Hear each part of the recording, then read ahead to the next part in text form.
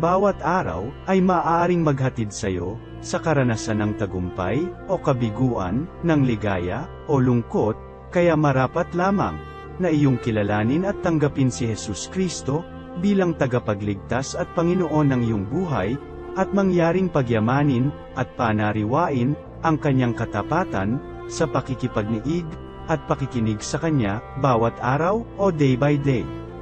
Ang day by day ay naglalayong umalalaay sa pang-araw-araw na pamumuhay Kristiyano.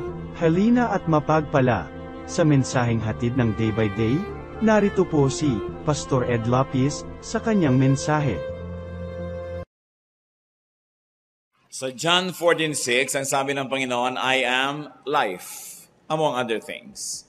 That Jesus is life, that He's the giver, sustainer, reviver of life. One of the Lord's friends, Lazarus, died. And that caused a lot of stir, lots of sadness, and it has become legend kung anong ginawa ng Panginoon sa kamatayan ng kaibigan niya na si Lazarus. Ating pag-aaral ngayon, pinamagatan natin, the fall and rise of Lazarus. Heavenly Father, thank you that you are God of life, and you care for us, and you love us, and that your Son, Jesus, is giver of life. Nawa, Panginoon, sa aming paglapit sa inyo, ang aming mga spirito maging masigla. Revive our spirit, revive our bodies, our minds, our emotions, so that we may be ready, alert, to receive blessings from you. Buksan niyo pong aming mata at tenga, makarinig, makakita kami ng katotohanan, at kami umalis na may baon na pagpapala, pagpapalakas, gamot, buhay, galing sa inyo. Kayo ang siyang manaig ngayon sa aming buhay, kayo po ang manguna. Take over, O God, lead us, teach us, preach to us. In the name of your Son, Jesus, we pray with confidence. John 11, verse 1. Now a man named Lazarus was sick. He was from Bethany, the village of Mary and her sister Martha. Itong magkakapatid na ito ay laging nauungkat sa New Testament. Napakalapit nila mga kaibigan ng Panginoon. Apparently, they were orphans. Kasi hindi naman nababanggit ang mga magulang nila, so silang tatlo na lang natira sa buhay, at very close ang magkakapatid na ito.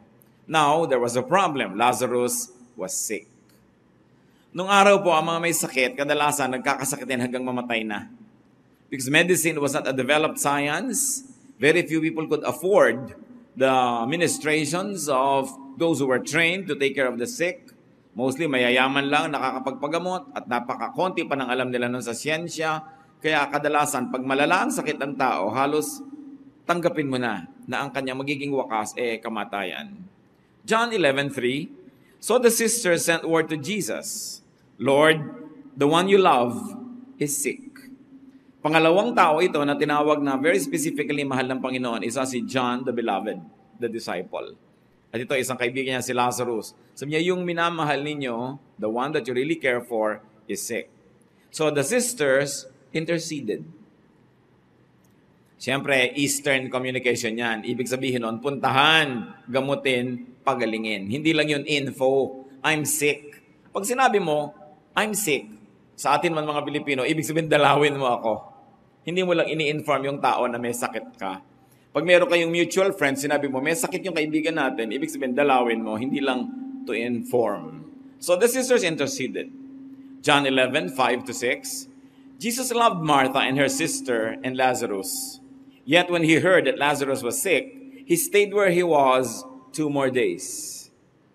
Isang katakataka na kilos ng Panginoon nung mabalitaan niya na ang matalik niya at minamahal na kaibigan ay may karamdaman, hindi siya pumunta agad. Gayong kailapit-lapit naman ng kanyang kinalalagyan, 2 araw pa ang lumipas. Jesus took his time. It's what you might call Jesus time. John 11:17, on his arrival, finally when he came, Jesus found that Lazarus had already been in the tomb for 4 days. So nung nabalitaan niya, nagpatagal pa siya, nagbiyahe pa siya patungo, nung dumating siya, 4 na araw nang nailibing ang kaibigan niya. Naramdaman niyo na ba yan? Naranasan niyo na may dadalawin kayo tapos biglang namatay na pala. Hindi niya na madadalaw ng buhay kasi namatay. Lazarus died. In fact, Lazarus got very dead. Patay na siya kasi 4 na araw na. John 11:20-21. When Martha heard that Jesus was coming, she went out to meet him, but Mary stayed at home. Lord, Martha said to Jesus, if you had been here, my brother would not have died. Malayo pa lang si Jesus na balitaan na ni Martha na paparating, sinalubong na niya ang kapatid niyang si Mary na natili sa loob ng bahay nila. At ang kauna-unahan niyang ibinulalas nung makita niya si Jesus, kung sana dumating lang kayo sa oras, hindi dapat namatay ang kapatid ko. If only you had arrived on time. Yung mga tao, ganun din ang kanilang sinabi. Ang dami niya nabuhay, tapos itong kaibigan niya, hindi man lang niya nagawa ng paraan. So the sisters and the people blamed Jesus in a way dahil na-delay siya. It could also be read as a statement of faith na kung nandito ka lang, hindi mamamatay. Pero alam niyo naman, Eastern communication, yung mga unpleasant messages, hidden. Dapat hanapin mo kung anong tunay na sinasabi.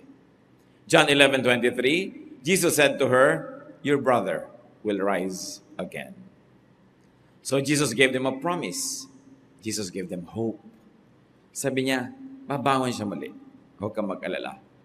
There was hope, and there was going to be meaning behind all that had happened. John 11:28-29. And after she had said this, she went back and called her sister Mary aside. The teacher is here, she said, and is asking for you. When Mary heard this, she got up quickly and went to him. John 11:32-36. When Mary reached the place where Jesus was and saw him, she fell at his feet and said, Lord, if you had been here, my brother would not have died. So pareho sila nang iniisip. Everybody was thinking of the same thing, that Jesus could have saved Lazarus had he come on time. When Jesus saw her weeping, and the Jews who had come along with her also weeping, he was deeply moved in spirit and troubled. Where have you laid him? He asked. Come and see, Lord, they replied. Jesus wept. Then the Jews said, see how he loved him. The shortest verse in the Bible, 2 words, Jesus wept. But it meant a whole world of meaning. Nanangis siya, umiyak siya, sobrang pag-iyak ang ginawa ng Panginoon dahil mahal niya ang kanyang kaibigan. Jesus was moved to tears. And he was moved by tears. He was not only moved to tears, he was also moved by tears. The tears of Mary, the tears of Martha, the tears of everyone else who was mourning. Jesus really loved Lazarus very much. John 11:38-39. Jesus, once more deeply moved, came to the tomb. It was a cave with a stone laid across the entrance. Take away the stone, he said. But Lord, said Martha, the sister of the dead man, by this time there is a bad odor, for he has been there 4 days. Ganun na lang ang lungkot na dumating sa Panginoon at lumapit siya sa bunganga noong kuweba na pinaglilibingan. At kaugalian na lang na maglibing sa mga kuweba. Yan pong Israel, maraming lugar yan na parang chalk yung lupa. Pag kinutkot mo, makakagawa ka ng kuweba. Hindi mahirap hukayin. So maraming mga tombs by hillsides, inuuka lang nila o kaya natural, pinapalaki na lang. Tapos yun ang kanilang libingan. Binabarahan nila ng malaking-malaking bato para huwag mapasok ng mga aso at mga kung ano-anong hayop, yung mga bangkay sa loob, at yung mga amoy nila huwag umalingasaw palabas. It was meant to keep the dead inside, and it was meant to keep those who are living outside. It was just a stone, but it was a world of division. It provided a great divide between death and life, between the living and the dead.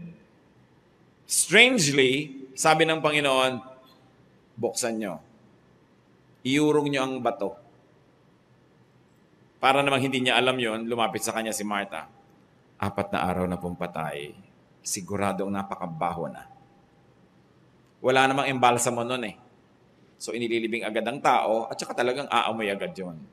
4 na araw na po nakalibing. Sobrang baho pag binuksan natin. So the sisters were concerned with bad odor.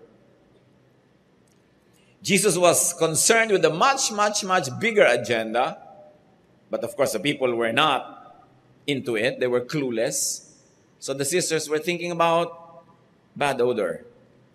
They did not want to open the grave. Once more, Eastern communication, it meant, let's not open it.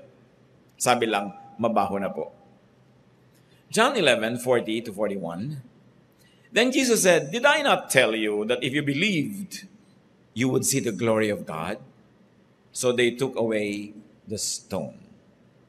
Sabi, pambihira naman kayo, ang dalas-dalas ko kayong kasama, tinuturuan. Hindi nyo pa ba natandaan ang mga itinuturo ko na ang nananalig ang makakakita ng luwalhati ng Diyos? Ang naiisip nyo amoy, ang naiisip nyo bangkay. What I have in mind is fragrance. What I have in mind is life. And if you believe, you're going to behold the glory of God. So tinanggal ang batong nakatakip sa bunganga ng maliit na kuweba. John 11:43-44. Jesus called in a loud voice, Lazarus, come out. Suspense. Pinalalabas yung nailibing 4 na araw na ang nakalipas. Ang inililibing po noon, binabalutan nila ng tela. Hindi malayo sa itsura ng mga mummy sa Egypt na binabalot nila ng linen. Pagkatapos tinatakpan nila yung mukha ng mga tela, kung ano-ano, balot na balot ang patay.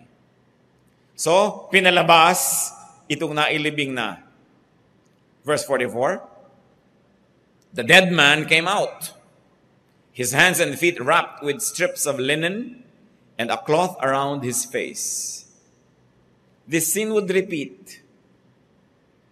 This time, Jesus would be inside the tomb. Mauulit ang eksenang ito eh. Pero nasa kabila ng bato si Jesus, siya yung nasa loob. Siya yung binalot ng tela. Siya yung babangon. Pero mag-isa siyang bumangon. Hindi siya pinabangon nung nandun sa labas. The power came from within.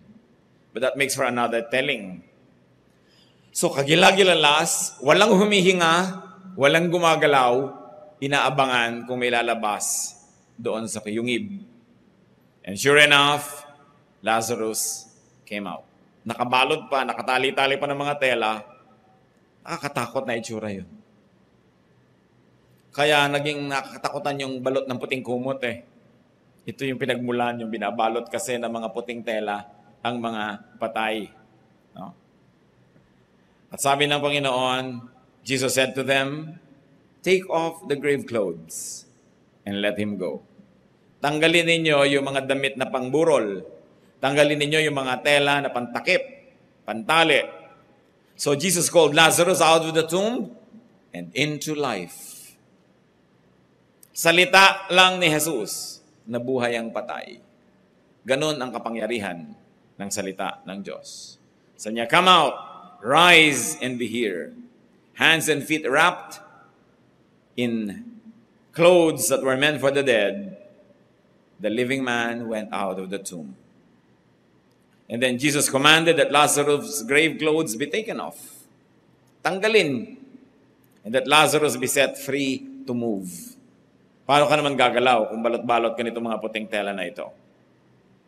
Yaman din lamang at sabi ng 2 Timothy 3:16, all scripture is God-breathed and is useful for teaching, rebuking, correcting, and straining in righteousness, etc. Then, hanapin natin kung anong itinuturo sa atin. All of this now is useful for teaching, for rebuking, for correcting. So what can we learn? And what can we benefit from this story? So let's talk about ourselves. Fast forward 2,000 years more or less, the fall and rise of our very own Lazarus. Now Lazarus is treated as symbol because now Lazarus is your loved one or yourself. Tulad ni Mary at Martha o ng mga kapitbahay, meron din kayong kapatid, meron din kayong mahal sa buhay, kamag-anak, kasambahay, kapitbahay, na patay. Nakalibing, 4 na araw na. At maaari, hindi sila yon, kundi ikaw mismo kapatid, patay din. Maaring tayo yung Lazarus na yon eh. Maaari ding mga mahal natin sa buhay. Pero bago siya namatay, you're Lazarus today, or you could be sick. Could your loved one or you be physically or emotionally sick? Sometimes even spiritually sick. Lahat tayo, kandidato maging Lazarus. Kasi lahat tayo nai-infect ng buhay eh. May dumadating ng mga mikrobyo sa buhay natin, mikrobyo sa puso, mikrobyo sa espiritu. Nagkakaroon tayo ng mga karamdaman. Nawawalan tayo ng ganang mabuhay, ganang kumain, humihina ang ating katawan, nawawalan tayo ng sigla. There's a Lazarus in your immediate social circle. It could even be you. Sabi ni Job 5, 6-7, "For hardship does not spring from the soil, nor does trouble sprout from the ground. Yet man is born to trouble, and surely as sparks fly upward."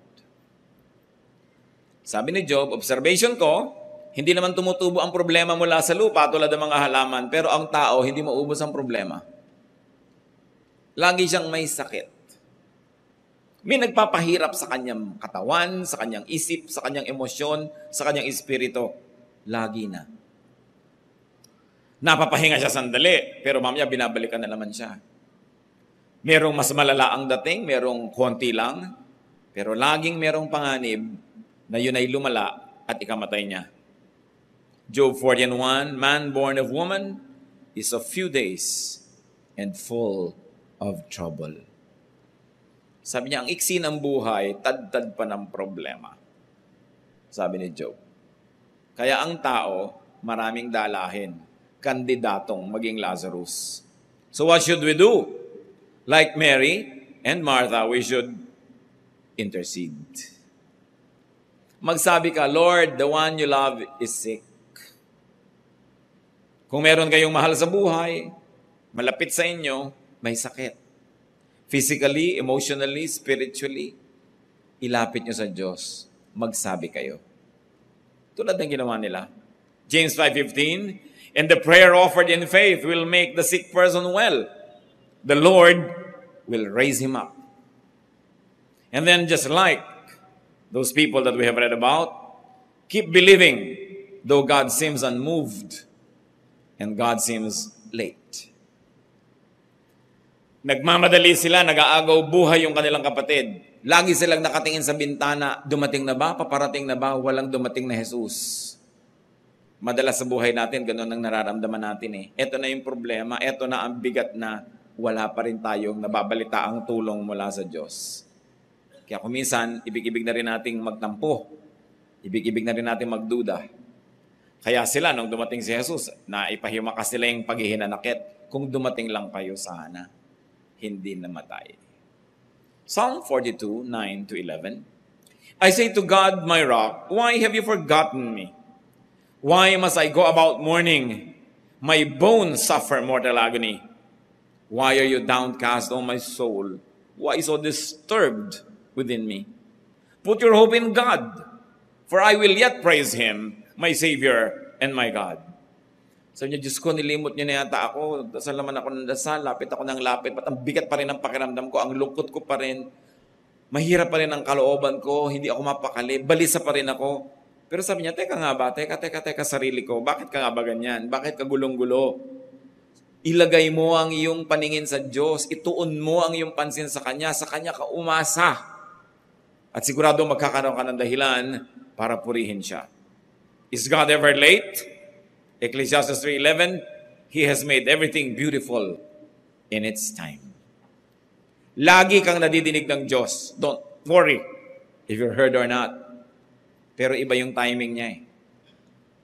Iba yung paraan niya. At madalas ang hiwaga ng Diyos, hindi niya ipinapaliwanag. Kaya kailangan ng tao manalig. Kailangan siya huwag bumitaw kahit ano nangyayari. Kaya nakita nyo, nung namatay na yung kapatid, nung dumating si Jesus, welcome pa rin. Dapat sana, huwag nyo na i-welcome yan. Useless na, namatay na eh. Pero hindi naman sila bumitaw. Bagamat tao, may konting paghihinanakit, may konting alalahanin, pero nanaig ang kanilang pakikipagkaibigan kay Jesus, nanaig ang kanilang pananampalataya. Just like Lazarus, brothers and sisters, every day, people die. And I don't mean physically. hopes, dreams, emotions die. Romance dies. Friendship dies. Maraming namamatay sa ating pagkatao araw-araw.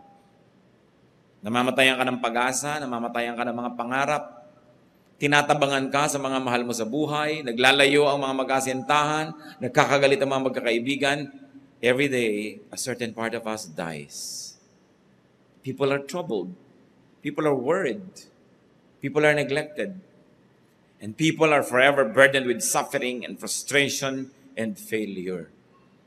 Parang si Naomi.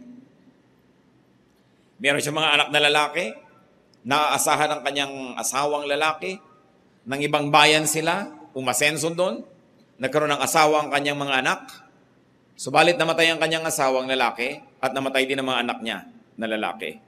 Ang natira, dalawa niya manugang. Nagkahirap-hirap ang buhay nila. At nung siya'y umuwi sa kanyang sariling bayan, matapos ang matagal niyang pangingibang bayan, umuwi siyang walang asawa, walang anak, walang ari-arian, bit-bit lang niya yung mga problema. Hindi siya nakilala ng mga tao dahil tumanda siya. Nagtaka mga tao, ito ba si Naomi? Siya ba si Naomi? Hoy, Naomi, Naomi, ikaw ba? At sabi niya sa Ruth 1:20, don't call me Naomi. She told them, call me Mara, because the Almighty has made my life very bitter. So niya, umalis ako dito masaya, dumating ako malungkot. Umalis ako na may mga lalaki sa buhay ko, asawa, mga anak, ngayon, byuda ako. Huwag niyo na akong tawagin Naomi, na iba ang takbo ng buhay ko. Tawagin niyo na lang akong pait. Kasi puro kapaitan ang uwi-uwi ko ngayon. Nangyayari yan sa buhay ng tao eh. Sometimes in a flash, you could experience a reversal. Dati kang mapera, maulad ang negosyo mo, bigla ka nalugi, nawala. Ang saya-saya nyo dati, nung kasintahan mo, nag-asawa pa kayo at lahat-lahat, tapos ngayon, wala kayo. Tatalik yung mga magkakaibigan, ang ganda-ganda ng samahan nyo, tapos biglang wala. Nangyayari sa buhay. Sabi niya, pait ang akin ngayong dinaranas. Nangyayari yan kay Naomi. Nangyayari yan doon sa magkapatid ng ulila. Nangyayari yan sa lahat sa atin. What can we learn from this story? That sometimes people blame God. They blame others, they blame themselves, they blame things. Humahanap ng iba't ibang mga masisisi. Don't do this. Kung kayo man ay namatayan o may namamatay sa inyong kalooban, cry out because God hears. Nakita nyo, nag-iyakan yung mga kapitbahay, nag-iyakan yung magkakapatid, nabagbag ang loob ni Jesus. At siya man ay umiyak na rin. So iiyak nyo yan sa Diyos. Ilapit nyo sa Diyos ang inyong nadarama. Hindi natin kailangan maglihim sa Kanya. Hindi natin kailangan humanap ng kanino dadaing. Lagi tayong nadidinig ng Diyos. Kahit hindi natin laging nadidinig ang sagot niya. At lagi siyang lumalapit, pumupunta sa atin, bagamat yung timing na gusto natin, hindi naman laging ganun ang timing niya. So cry out to God, hope in God, and if God gives you instruction to improve your life, obey God. Sinabi na ng Panginoon, tanggalin niyo yung bato, mga ngatwiran pa sila, pero sumunod din naman. Tinanggal din yung bato. Psalm 34:17, the righteous cry out, and the Lord hears them. He delivers them from all their troubles. Death could be the natural outcome of illness. That's why medication and healing and restoration is important. May namamatay kayong pag-ibig sa inyong asawa, ay ipagamot nyo agad dyan sa Diyos. Buhayin nyo agad. Mahirap naman, asawa mo tas hindi mo mahal. Mahirap yun. Kasi, sinumpaan mong mamahalin yan eh. Tsaka nandyan din naman yan eh, di mahalin mo na para enjoy. Kasi hindi mo mahal. Hindi mo mahal halimbawa yung biyanan mo, hindi mo mahal yung nanay mo, hindi mo mahal yung kapatid mo. Eh kahit ano naman gawin mo, nandyan din sa buhay mo yan eh. Di mahalin mo na lang.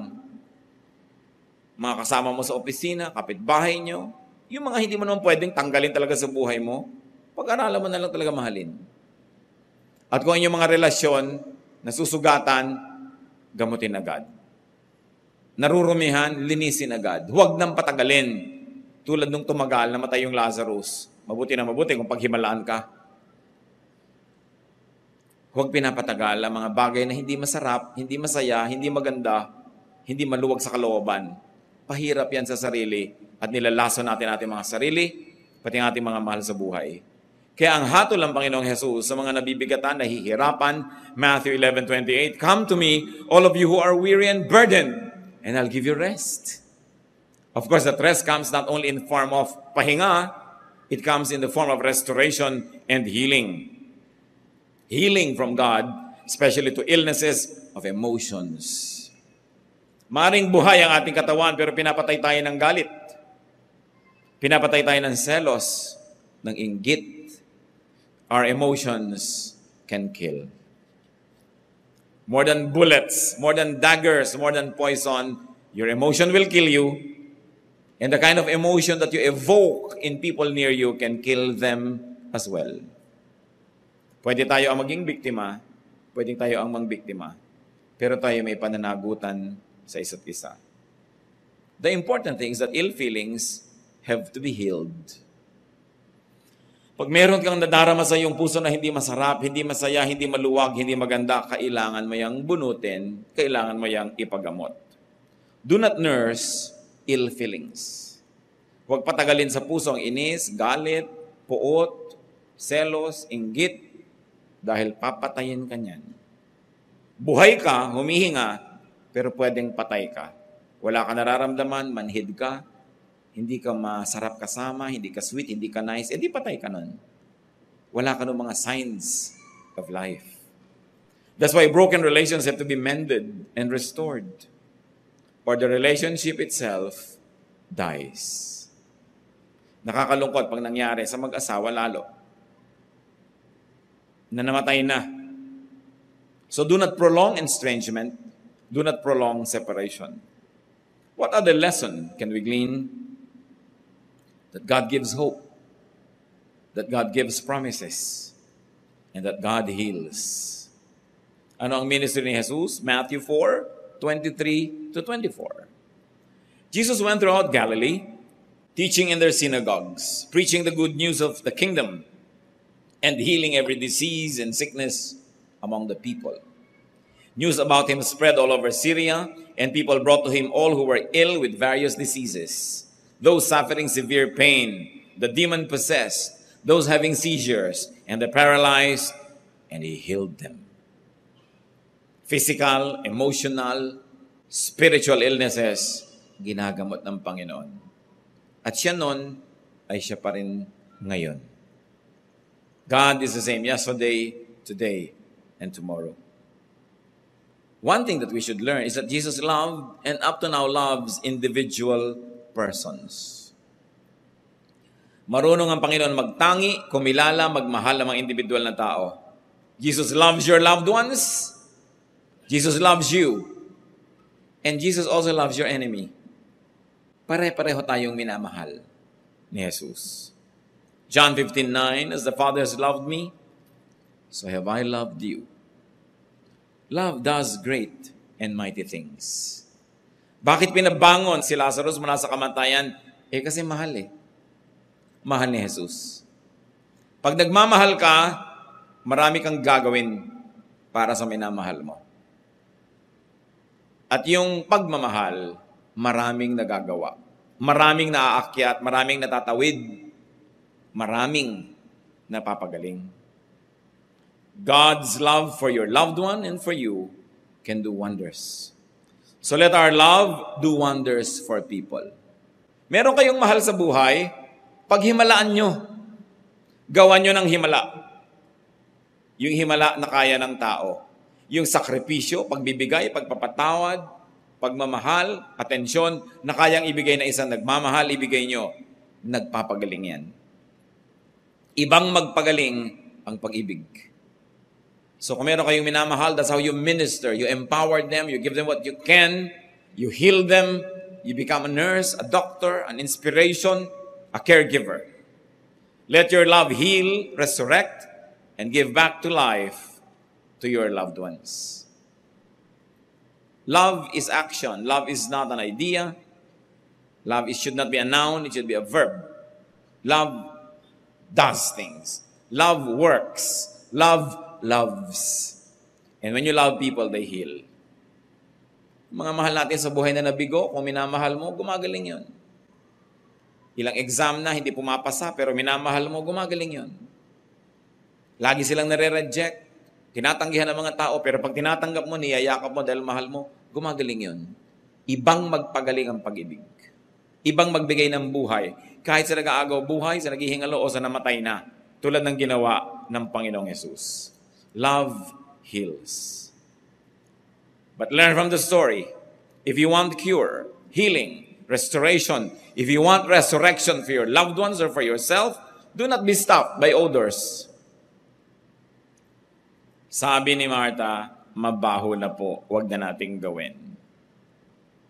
Maraming baho ang dapat buksan para mapagaling.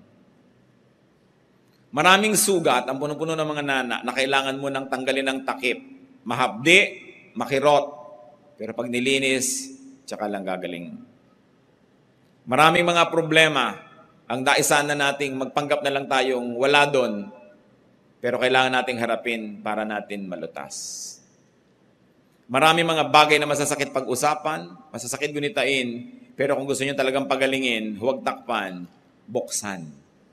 Tulad ng ginagawa ng mga tao noong unang panahon. Alam nyo, nakikita niya sa mga paanan at hagdan ng templo, nandun lahat yung mga may sakit. Hindi naman lahat yun, nag-aantay ng himala. Noong unang panahon, dinadala ng mga tao ang may sakit nila kahit mayayaman. Yun ang mga tinatawag na beggars at the temple gates. Hindi lahat yun nagpapalimos ng pera. Pero nandun sila, may mga takip ang mga sakit. Pero pag may mga dumadaan ng mga tao na sa kanilang pagtingin ay isang pantas, isang propeta, isang makadiyos na tao, tinatanggal nila yung mga takip ng pasyente.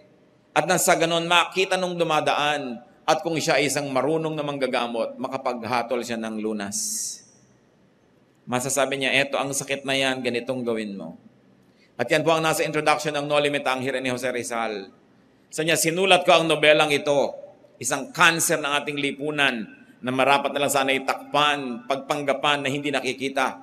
Subalit tulad ng ginagawa ng mga pantas noon na inihahanap ng lunas ang mga karamdaman, dinadala sa mga pintuan ng templo at pag may dumadaang marunong ay binubuksan, nakakahiyaman o masakit sa paghahanap ng lunas. Ito ang gagawin ko, sabi ni Rizal, sa mga kapintasan ng ating lipunan. Tatanggalin ko ang takip upang maihanap ng lunas. Ano ba ang mga pinoproblema natin? Ano ba ang mga hinahirap natin sa buhay na tinatakpan na lang natin? Hindi na yun malulutas kahit kailan.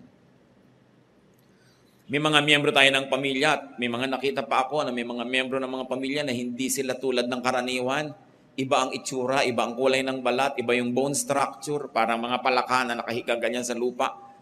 Hindi nila inilalabas sa bisita, nandun lang sa dilim, namumutla na, lalong lumalala ang mga pakiramdam. Tinatakpan ang problema.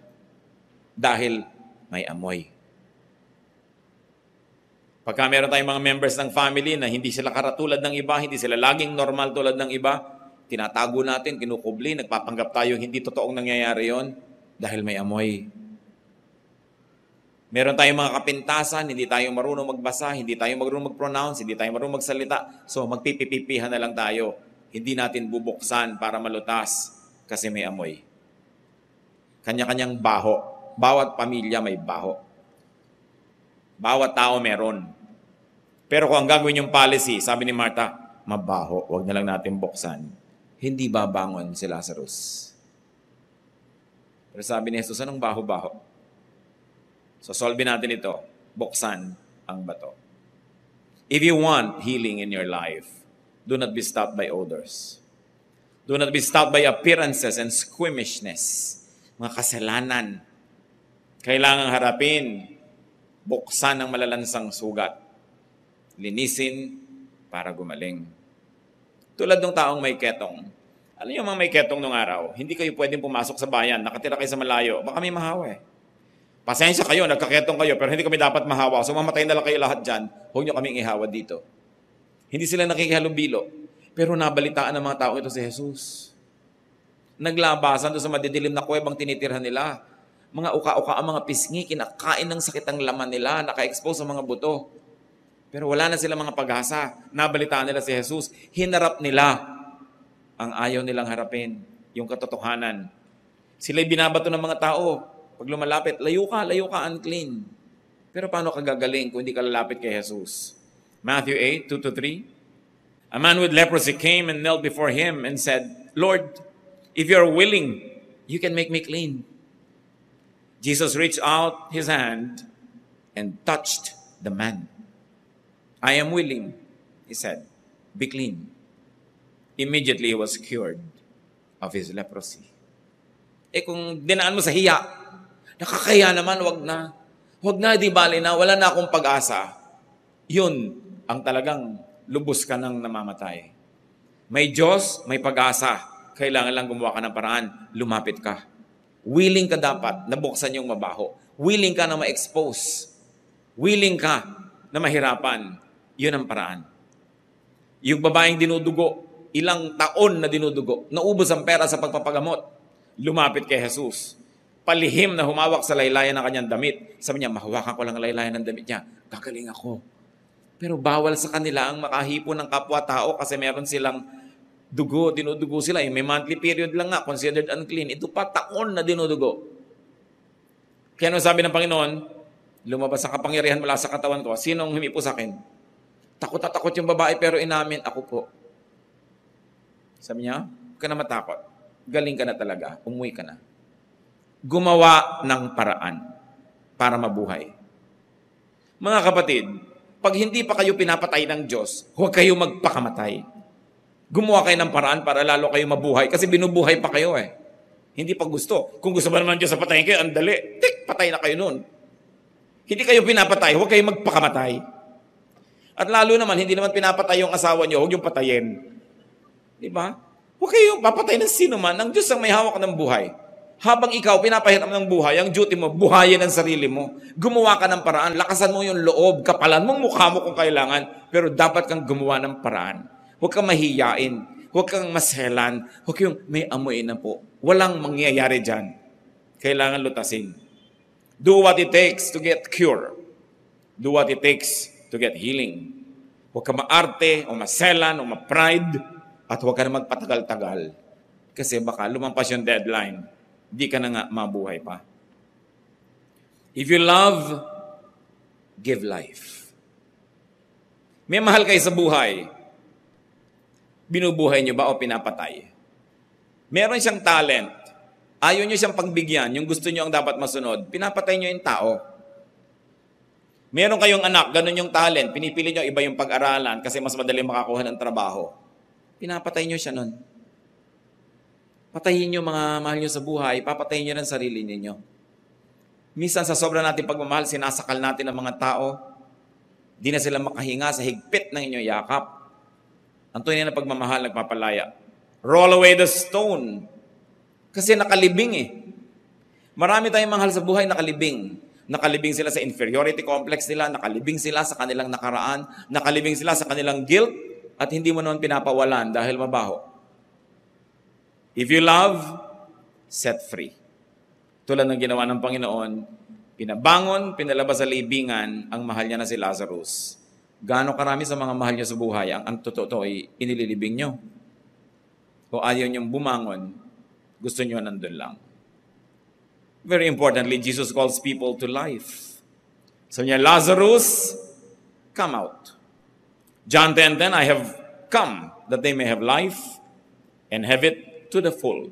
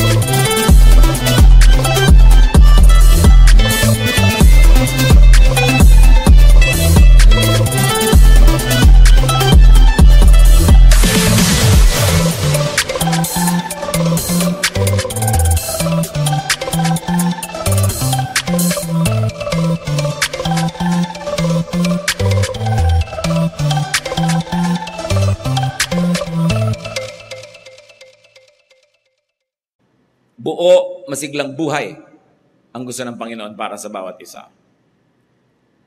At sobrang kompleto ang pagmamahal ni Jesus.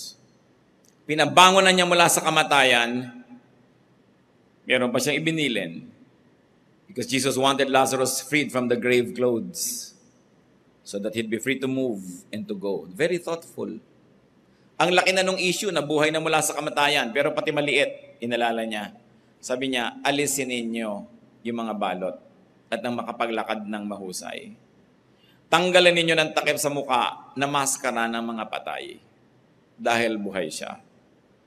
Pag inalis yung maskara nyo, ang lalabas yung totoo nyo mukha. Kung may mahal kayo sa buhay, mga kapatid, hayaan niyong lumabas yung totoo niyang mukha. Huwag niyo siyang piliting magbalat kayo, magkunwari, magpanggap, para siya lang mabango sa tingin ng iba. Kung ano siya, tanggapin niyo, mahalin niyo, alisin niyo yung maskara. Yun ang tunay na pag-ibig. Tinatanggap mo ng walang patakaran. Set your loved ones and set yourself free from grave clothes. Kung ano man ang ibig sabihin sa inyo nun.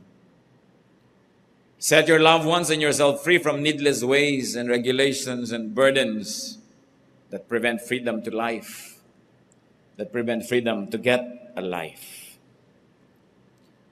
Ang hamon ngayon, ilapit natin sa sarili, huwag muna iba isipin natin, what could be your grave clothes? Ano mga napipilitan kayong isuot na mga nagpapahirap sa inyo para gumalaw, hindi kayo makalaya.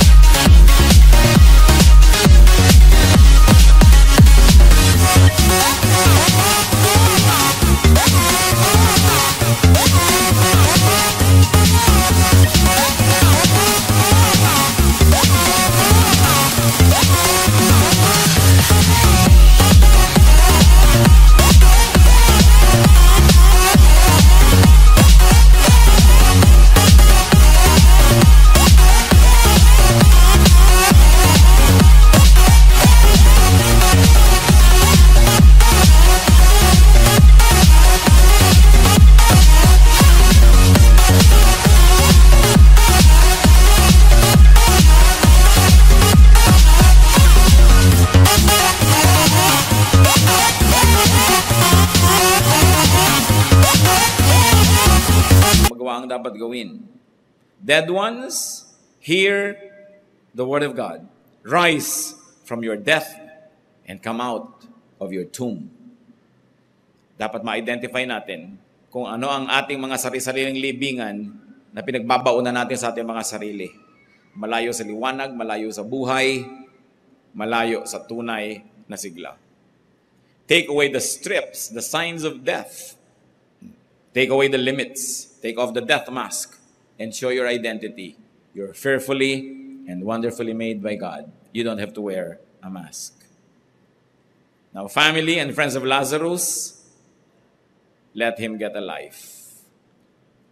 Nakita niyo ang pag-ibig ng Panginoong Jesus, hindi lang eternal life. Sasabihin niyo, ay namatay na, kasama na ng Panginoon, hayaan niyo lang, nanahimik na. Ba't pinabalik? Concern ng Panginoong Jesus sa ating buhay na walang hanggan, dun sa kabila. Pero concerned din siya sa buhay natin dito. Binuhay niya si Lazarus not into heaven, not into eternal life, but into this life. So you must also make your loved ones live this life.